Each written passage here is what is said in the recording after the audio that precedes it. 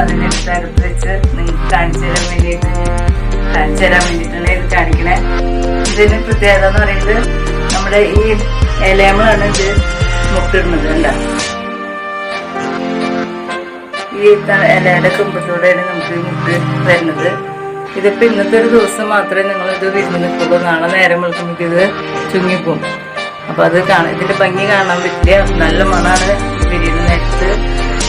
ഇത് നാളെ ആകുമ്പോഴേക്കും ഇത് ചുങ്ങിയാൽ നമുക്ക് ഇതിന്റെ ഒരു ഭംഗി കാണിക്കാം. അതാണ് ഇതിന്റെ പ്രത്യേകത. അതേപോലെ ഒരു കണ്ടുന്നത് ഇവിടെ മുട്ടിട്ട് പോയിരുന്നത്. അതൊരു ഇലയമ്മ തന്നെ 2 മുട്ടിട്ടിട്ടുണ്ട്. പക്ഷെ ഇത് വിരിഞ്ഞിട്ടില്ല. ഇതൊരു ഒരാഴ്ച കൂടി കഴിയണം ഇതൊന്ന് മുട്ട വിരിയാനായിട്ട്. ഇങ്ങനെയാണ് ഇതിന്റെ എന്താണ് നമ്മൾ വിരിയുന്ന നേരം നന്നായി വലുതായി ഇങ്ങനെ വരും. ഇതാണ് ഇത് കൊല്ലത്തിൽ ഒരിക്കൽ മാത്രമേ വിരിയുള്ളൂ, പൂവ് ഉണ്ടാവില്ല. ഇത് ഇങ്ങനെയാണ് ഇതിന്റെ ചെടി ഇലകളാണ്. ഇതിന്റെ ഒരു ഇലയാണ് നമ്മൾ കുഴിച്ചിട്ടുണ്ടാക്കണത്.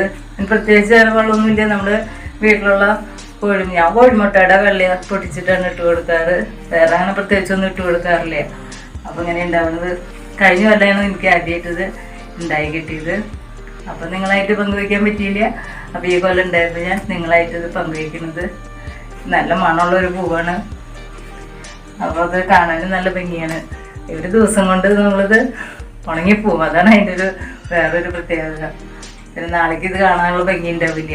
അപ്പോഴേക്കും ഉണങ്ങി ഈ തണ്ടുകുന്ന് ഇലമിന്നത് വിട്ടുപോരും.